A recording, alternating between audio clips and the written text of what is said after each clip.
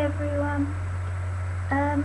Basically, I just started making another video, and I got a minute into it, and I realised that actually there's something else I wanted to talk about, and it's something I've been putting off talking on YouTube for a long time, not because I'm particularly self-conscious about it or anything, but because it's so long and complicated. But I thought now's as good a time as any. I should be doing revision, but I'm not. So I thought I'd make a video and tell you a little bit about something that happened in my life over the last year or so. Those of you who watched my other videos might have heard me mention about a situation that happened with my friends that was sort of linked to my mental health problems, if you like. And I'm just going to tell you about it because it's sort of what has influenced my my prolonged mental health problems. It's what has caused me probably a lot of depressive issues. My depression issues have probably gone on longer than what they would have done if this didn't happen to me, and because of them I'm now very inhibited, and I've really lost lots of my social skills, and I have lots of social anxiety now. It might only take one video, it might take two, but it might be a bit boring, I'm not going to lie, but I'm going to talk about it. So I had this group of friends who I'd been best friends with for, 4 years at least. I'd known them since I was in year 9. Some of them I'd known since I was 9, since I was in year 5. And we were all a pretty close group of friends. I'm going to call them, I'm trying to think of fake names now. I'm going to call them Emily, Sally, and Ella. Emily, Sally, and Ella. Now I just have to remember which one's which. Anyway. So those three, along with a few other people, were my best friends for about 4 years, between the years of 9 and 12. And then, in December 2009, I started having my mental health problems with the hypochondriac anxiety and the depression and everything. And I don't know how I knew, but I just knew that they wouldn't take it very well. I say that we were close friends, but we weren't sort of close where you can go and tell them anything. Like literally, you can sit down and you can tell them absolutely anything and you know they won't mind. They're pretty judgmental people. They have, over the 4 years that I'd known them, most of them, they had continually changed their minds as to who they liked and who they disliked, and I was sort of constantly on edge, wondering what they thought about me, if they liked me, or if they were going to leave me. They made me very paranoid, because I'd seen them do it to other girls, who supposedly they were friends with. When I did get round to eventually telling them about my anxiety, I didn't do it in a formal way. They just wanted to know why I'd had a day off school, and the reason was because I was so anxious that I couldn't leave the house, basically. And Sally, she just said, well, I don't get it, and walked off.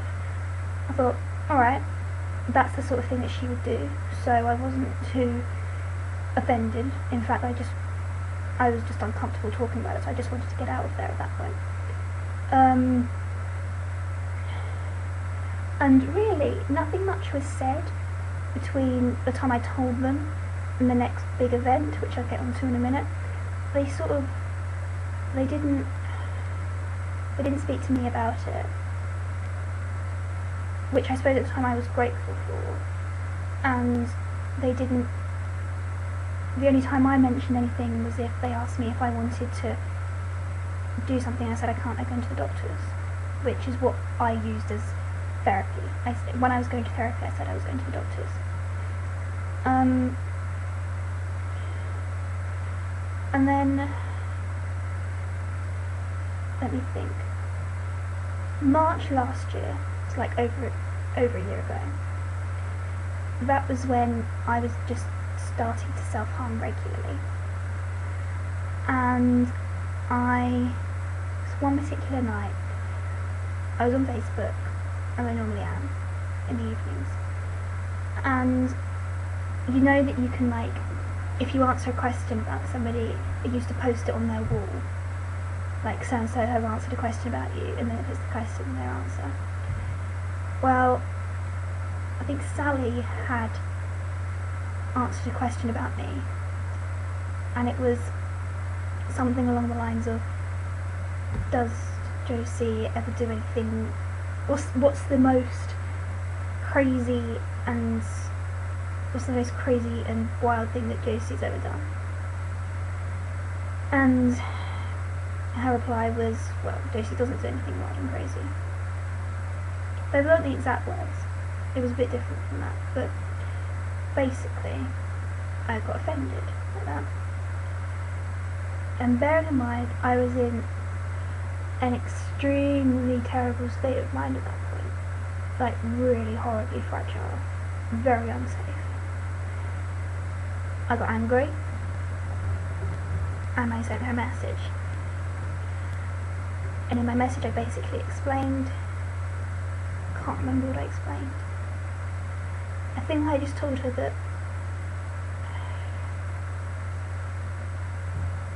the reason why I don't do crazy things. And in it I mentioned self-harm. It was probably, I know it was the stupidest way to talk to someone about it, but I think at that point I just desperately wanted someone to know, because nobody knew at that point about self-harm. I just wanted someone to, and nobody did. So I told her in that way, in that angry message. And I know that it was probably the stupidest thing to do at that point. And if I hadn't, probably nothing would have happened. But I still maintain that I was in a really unsafe place. I don't remember doing that message. The only way that I can reference from it is because I've still got it on my computer. I didn't have any presence of mind at all. But it was her reply which, in the long run, did end our friendship. And that was... in an ideal world I'd like to get it up on my computer so I can read it to you, but I still can't do that because it just makes me so angry. Basically, the main thing I remember her telling me was that she had a friend who killed himself. And this may be triggering, and I'm sorry. So if you don't want to hear it, then stop now. But she said that her friend shot himself and was found in a room covered in blood. With blood everywhere, basically. It was worse than that, but I'm not going to go into it because that's triggering enough. And that she said, in my opinion, he was suffering a lot more than you are, so could you just shut up, please?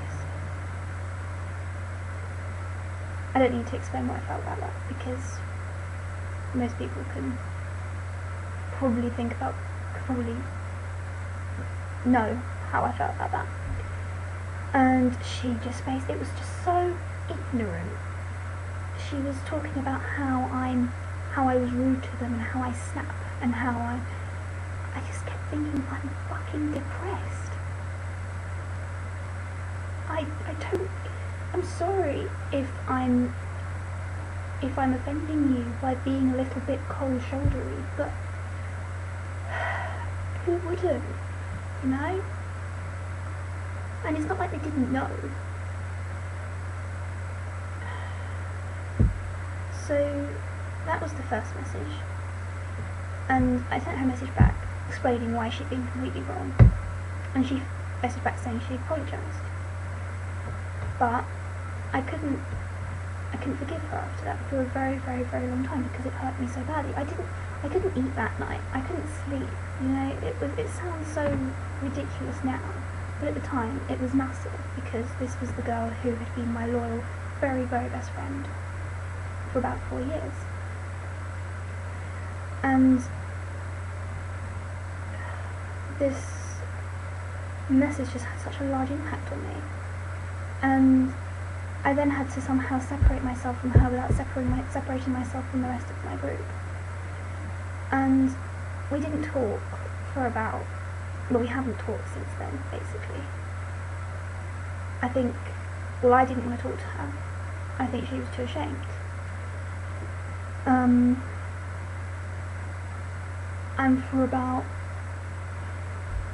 March, April, May, June, July, August, September, October, 7 or so months, pretty much nothing happened. Although I kept getting this distinct feeling that I was being pushed aside by not just her, but by everybody, my whole entire friendship group. I was ignored. I didn't know how I was going to be received from day to day. Sometimes I came into school and they were fine. Sometimes I came into school and it was like I didn't exist. And you can imagine how confusing it was for me for those 6 months, 7 months. I didn't get invited places, and even worse, I had to see and hear about the things they had organised without me, because they would talk about them in my presence, you know.